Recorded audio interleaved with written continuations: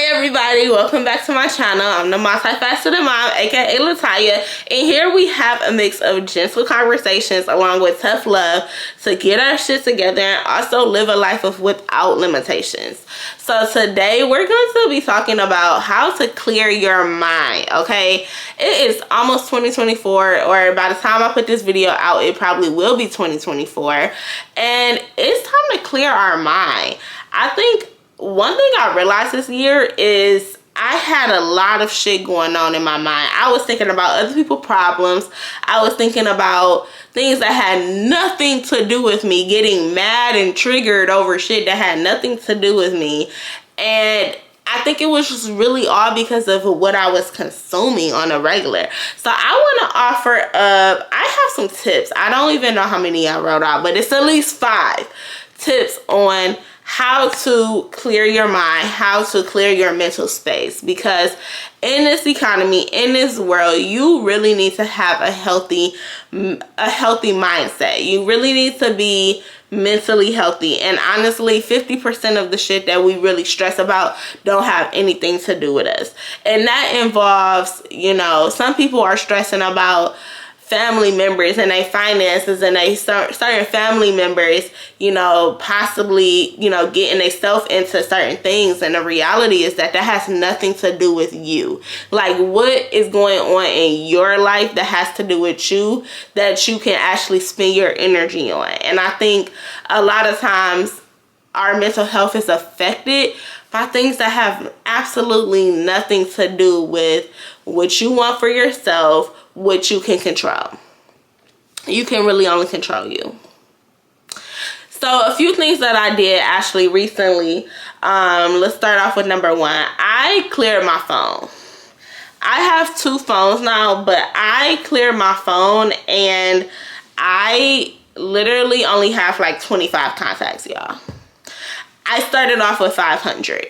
Why did I have that many contacts? I do not know. A lot of times it was just accumulated over the years. I had people in my phone that I didn't even talk to. Let's clear that out, babes. We're moving past that. The second thing I did, which I honestly think was one of the most impactful things, was unfollowing people that did not align with what I wanted to see. This was nothing personal to anybody, okay? It could be friends, it could be family. If you're posting something I don't want to see, I don't want to see it. It's just as simple as that. And social media has a way of, I feel like it's beneficial to keep up with people and what they have going on, but it's also annoying. I am not talking on the phone to you. I'm not texting you. Why do I need to know what you have for breakfast? What you doing the next time? Who you beefing with? What you and your man arguing about? What you and your friends arguing about? I really don't give a damn. And I think when I get on social media and I was seeing that every single day, every morning, it was like affecting me, and I was letting other people's thoughts and actions and people's lives affect me before I even can go brush my teeth. So yeah, it's a problem with that. And that really leads me to the next point. Do not get on social media as soon as you wake up. Now, if you're like me, you're a Christian or you're into some type of spirituality, do not get on social media as soon as you wake up. Instead, I want you to pause. I want you to pause, and I want you to say, have I talked to God today? I want you to pause and say, have I read the Bible today? And even if you are not a spiritual person, which the majority of my followers are, or my subscribers are, listen to a motivational video. Like, I want you to get comfortable with not consuming other people's content, and instead consuming something that will actually benefit you.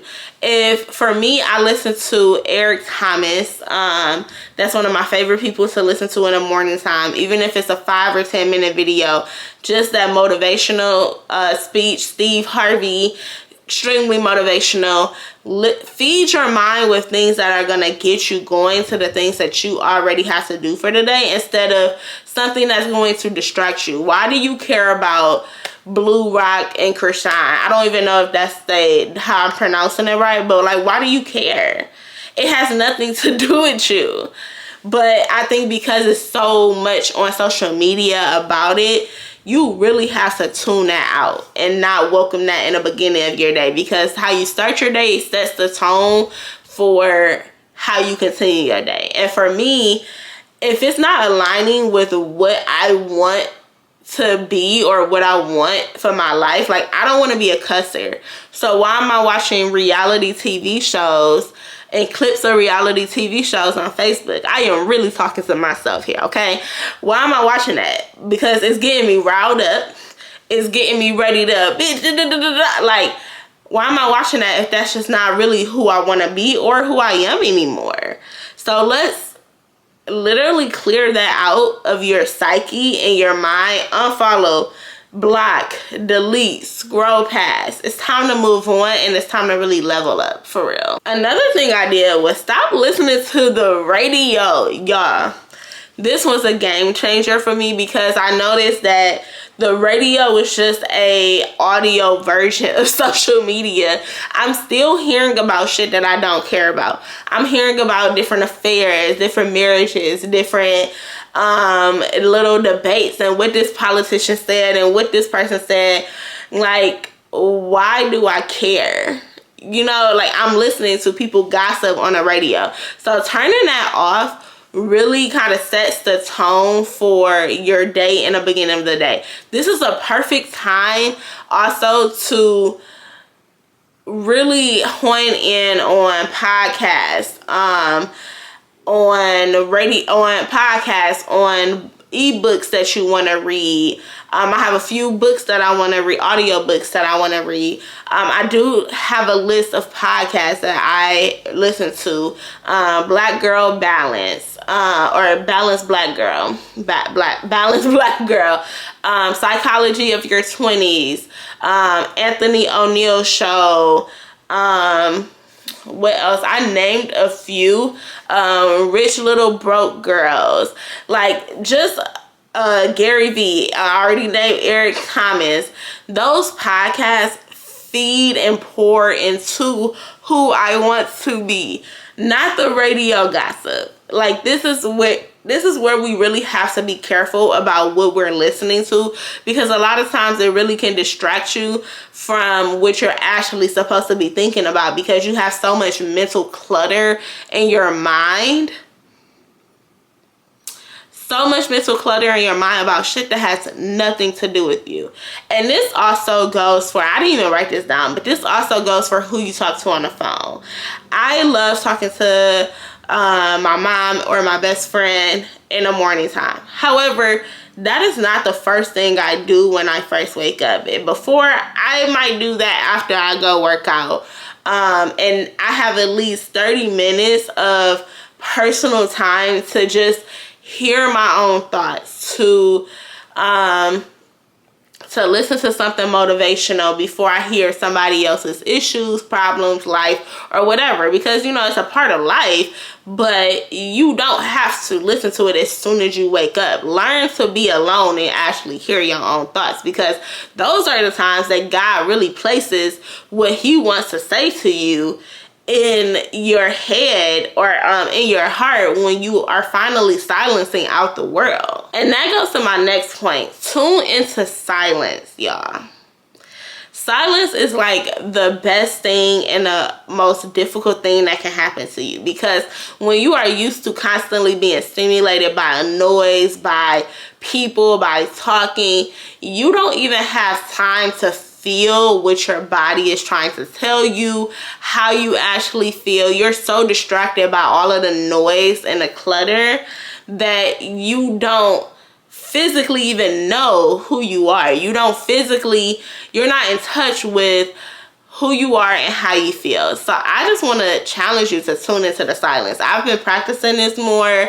Sometimes if I'm in a car, sometimes if I'm cleaning, I'm not even listening to a podcast. I just really want to listen to my own thoughts, because sometimes you have these things deep inside of you that you don't even think about because you're so used to distracting yourself with other people and noise and all these distractions from which you are actually truly feeling. These are times that you can really be processing your feelings and really getting over traumatic situations or traumatic things or even past childhood trauma that you don't even really like thinking about because you've been distracting yourself from moving on.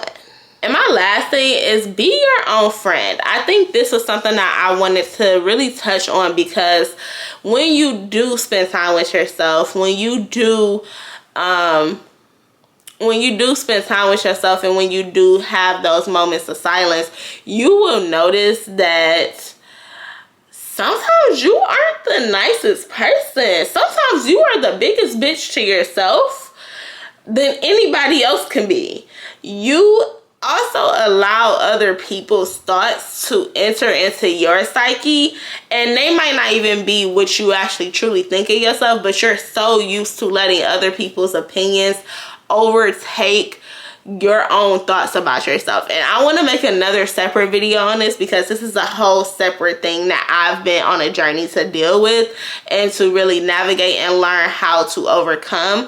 But be your own friend. Start talking to yourself. Start challenging those negative thoughts.